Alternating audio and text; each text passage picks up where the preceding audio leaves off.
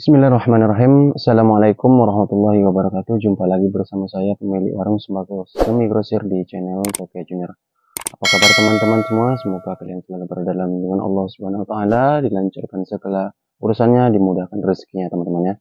Semoga pedagang-pedagang sembako dimanapun kita berada, kita selalu diberikan rezeki yang berlimpah oleh Allah. Amin, amin ya rabbal alamin. Oke teman-teman, ini menjawab pertanyaan dari teman-teman kita ya. Dari kawan-kawan yang lain katanya uh, untuk buka usaha itu, usaha sembako semi grosir itu kita itu butuh modal berapa gitu ya. Di sini saya nggak bisa jawab ya. Untuk modal barang sembako seperti ini yang sudah saya lakukan ini, saya nggak tahu lagi modal segini tuh butuh duit berapa, saya nggak tahu lagi. Karena perputaran saya dari 80 sampai 100 juta per hari ya teman-teman ya. Maaf, saya bukan bukan mau membanggakan ya, tidak. Karena kalau ditanya modal, saya itu berawal dari 17.500.000 ya teman-teman ya. Inilah modal awal saya senilai 17.500.000. Inilah modal awal saya. 2013 saya buka usaha, saya punya modal 17.500.000. Dan barang yang paling banyak saya beli cuma sempurna mil ya. Saya belinya satu tim nih. Harganya saya sudah nggak ingat lagi, itu tahun 2013. Dan kalau barang-barang yang lain jajan seperti ini ya, belum ada teman-teman ya. Sedikit pun saya belum punya barang-barang jajanan seperti ini. Itu di tahun 2013. Nah, cara saya mengembangkan usaha saya mulai dari saya buka di bulan 5 2013 itu, di sini akan saya jelaskan secara rinci satu persatu teman-teman ya. Semoga teman-teman tonton terus video saya dan jangan di skip ya teman-teman ya, agar teman-teman paham. Dan juga bagi para teman-teman yang baru mampir di channel Tokyo Junior, mohon di subscribe ya, dan like, dan juga di komentar ya teman-teman ya. Oke, langsung saja di sini saya jelaskan. Dari modal 17.500.000 itu, di sini saya bikin peta dulu.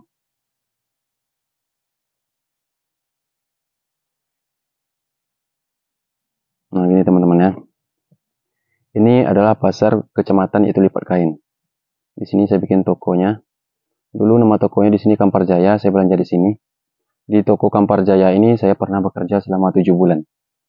7 bulan saya bekerja di tahun 2007 saya tamat sekolah ya. Saya tamatan sekolah 2005-2006. Jadi awal Januari 2007 saya bekerja di sini, diajak sama teman. Saya bekerja di toko Kampar Jaya, toko sembako seperti ini juga.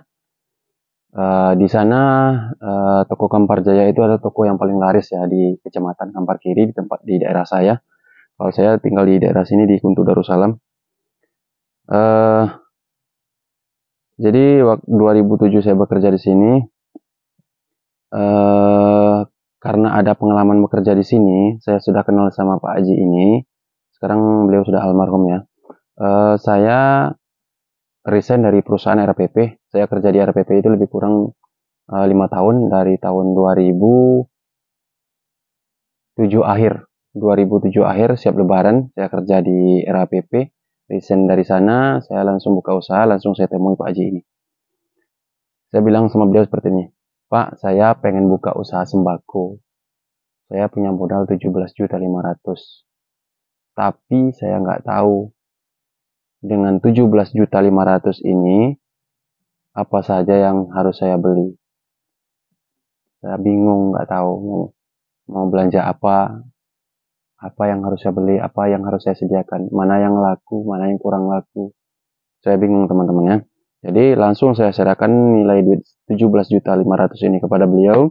Saya bilang kepada mereka, sama Pak Haji sama Bu Haji itu, Pak, dengan duit saya 17.500.000 ini, tolong Bapak sediakan berikan saya barang sesuai dengan uang saya, dengan catatan ambil atau lebihkan barang-barang yang laku dan barang yang kurang laku cukup hanya sedikit saja, asal ada aja gitu. Yang penting cukup dengan 17.500.000. Tolong lengkapi, saya bilang gitu. Di akhir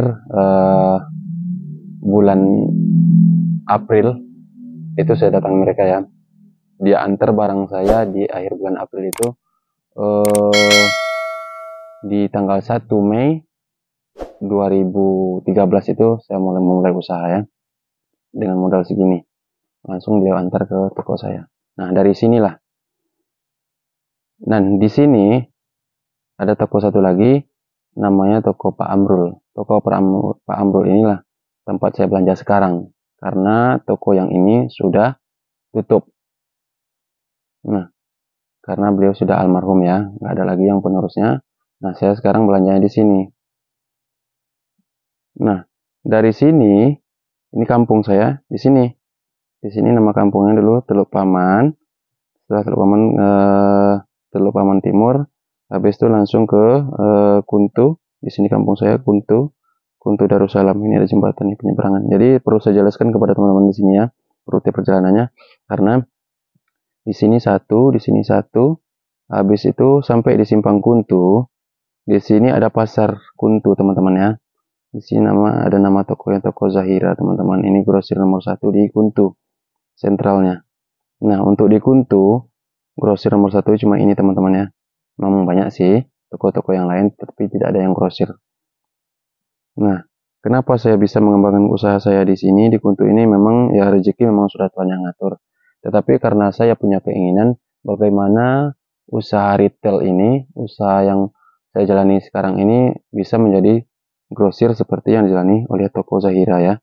Nah, itulah niat dan tekad saya dulu sewaktu saya memulai usaha.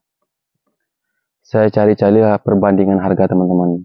Ketika saya masih belanja di toko Pak Haji Kamparjaya, saya juga belanja di toko Pak Amrul, saya juga belanja di tokonya Zahira. Nah, disinilah saya mengambil perbandingan antara toko 1, toko 2, dan toko 3. Saya masih retail nih teman-teman ya. Saya jadikan perbandingan harga barang mereka. Saya contohkan di sini dulu adalah satu karton minyak Fortune teman-teman ya. Saya belanja kesehariannya karena jauh ke Lipat Kain, saya belanja kesehariannya di toko Zahira teman-teman ya. Saya anggap dulu di sini harga Fortune 1 liter dari toko Zahira yaitu senilai 190.000. Dari toko Pak Amrul senilai 188.000 ya. Dari Kamparjaya hampir sama, baik 188 ataupun 188,5. Jadi dari perbandingan harga yang dua ini, karena dia satu tempat satu daerah ya, dan modal mereka itu kan ya sama lah dikatakannya, terkecuali mungkin paket beda. Yang ini mungkin 1.000, yang ini 500, atau ya boleh dikatakan hampir sama lah harga mereka ya. Nah, sedangkan saya kalau belanja di sini harganya selisih 2.000. Toko Kamparjaya sama toko Pak Amrul harganya kita boleh sama. Kita belinya sama harga nih. Nah, sedangkan kita belanja ke pasar, ke grosir di daerah kita belinya 190.000. Kok selisih harga? Ya wajar ya kan. Dari Kamparjaya, dari sini aja, dari Lipat Kain ke Kuntu, mereka memang antar sendiri ke daerah kita ya. Istilahnya langsung diantar ke toko lah. Jadi kita nggak perlu ongkos lagi untuk keluar ya. Tetapi untuk dalam satu kemasan minyak Fortune 1 liter, satu kartonnya kita akan mengeluarkan upah bongkar itu lebih kurang Rp500 ya teman-teman ya. Rp500 upah bongkar. OB namanya teman-teman ya. Nah, belum lagi mereka juga mengambil keuntungan untuk toko Zahiranya. Dari sini saya jadikan perbandingan. Saya pelajari terus ya, baik itu minyak, baik itu beras, ataupun rokok ya. Tetap selisih 1.000, 2.000, sampai 5.000 per karton ya teman-teman ya. Nah, setelah saya amati lebih kurang 1 tahun sampai 2 tahun, 3 tahun perjalanan, saya ini udah punya ada tabungan. Dan saya sudah terbiasa belanja ke toko Pak Amrul tadi ya. Ke sini ya teman-teman ya. Sorry. Di sini ya, di toko Pak Amrul. Nah, toko Pak Haji udah tutup nih. Udah tutup. Karena beliau sudah almarhum.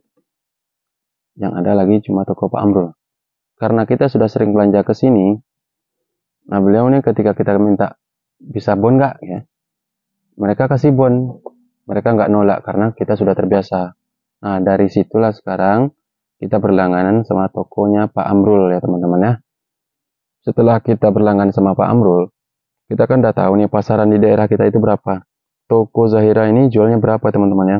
Saya tidak menjelekkan toko mereka, saya juga tidak menyaingi toko dia. Saya hanya punya niat bagaimana saya mengembangkan usaha saya itu laris seperti dagangan tokonya Zahira. Saya tidak pernah berniat untuk menyaingi toko di daerah saya sampai sekarang. Nah, saya punya tekad itu bagaimana toko saya itu laris seperti tokonya Zahira, teman-teman ya. Saya tahu setiap kali barang ada yang kosong dari pos ini, saya belanja ke sini, saya tahu harganya berapa. Dan setelah saya belanja sama Sales, itu Sales sudah mulai mampir ya ke toko saya ya. Tahun, 2 tahun, 3 tahun saya jalani usaha itu, sampai saat ini. Sales kan terus mampir ke toko kita tuh. Nah, kita jadi tahu harga, cara mereka mengambil keuntungan. Ada yang 1.000 per karton, ada yang 2.000 per karton, sampai 5.000 per karton, teman-teman ya. Cara beliau mengambil keuntungan. Itu penilaian saya. Karena saya tahunya saya belanja sama Sales. Sales si A, saya anggap ini Sales Indomie. Sales Indomie jual Indominya seharga 105.000 ya. Nah, beliau nih jual 105.500. Saya belum grosir nih, saya masih belanja sama mereka. Saya nggak mau jadi langsung jadi seorang grosir. Saya maunya dari bawah terus naik sampai tumbuh jadi besar nanti, teman-teman ya. Nah, berarti beliau cuma mengambil keuntungan 500. Lah kok bisa? Karena ini upahnya tidak ditanggung sama beliau. Nah, ketika upah ditanggung sama mereka, mereka akan mengambil keuntungan paling sedikit 1.000, paling banyak 2.000. Ketika ada barang-barang yang dikatakan yang nggak biasa ya, kayak lampu, itu boleh dikatakan keuntungannya lumayan ya teman-teman ya, 3.000 sampai 5.000. Tetapi ketika barang jajanan seperti ini, beras, gula, itu kita nggak bisa ngambil keuntungan banyak. Karena barang sembako ini adalah barang persaingan. Tidak sama dengan barang-barang kayak toko pakaian, itu punya brand sendiri teman-teman ya. Beda dengan toko sembako seperti ini. Kalau jajanan sepertinya nggak mungkin dijual 2.000 ya kan, jual 1.000, ya 500. Nah, itulah contohnya teman-teman ya. Nah, untuk satu packnya tadi, kita paling jual bisa 9.000. Nah, jadi saya belajar dari sinilah. Saya belajarnya bahasa ngetrennya mungkin otodidak ya, belajar mandiri, nggak belajar sama orang, nggak. Saya belajar dari belanja inilah. Saya belanja ke sini, belanja sama Sales, belanja sama agen, belanja langsung sama distributor gitu ya. Jadi saya tahu harga perbandingannya itu berapa. Jadi mulai saat itu saya sudah tahu harga jual di daerah saya itu berapa, dan saya terus belanja ke luar dan tidak belanja ke sini lagi. Nah, ketika barang ada yang kosong baru saya nyisip ke tokonya Zahira. Sampai saat ini saya masih nyisip bersama mereka. Dan mereka pun juga belanja sama saya.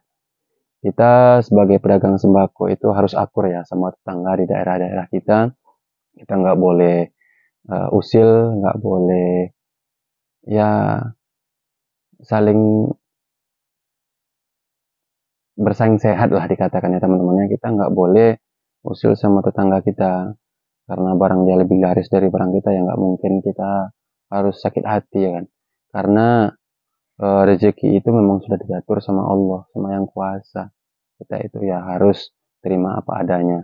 Yang penting kita harus berusaha bagaimana caranya orang-orang itu senang sama kita, ya kita harus melayani dengan ramah tamah kepada pelanggan, harus rajin senyum, mau diajak ngobrol ya, harus sosialisasi bersama masyarakat ya. Nah, saya di sinilah cara saya untuk mengajak orang-orang belanja ke toko saya. Bukan saya, ayo belanja ke toko saya, enggak ya, saya nggak pakai hal seperti itu.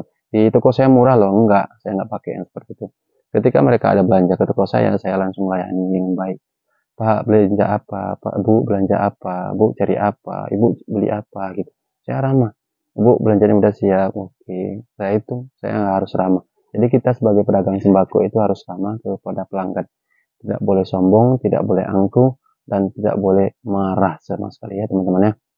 Teman-teman harus ingat itu, jangan emosi sama ini ya, sama pelanggan. Lah kalau mau emosi tunggu pelanggan pergi dulu ya.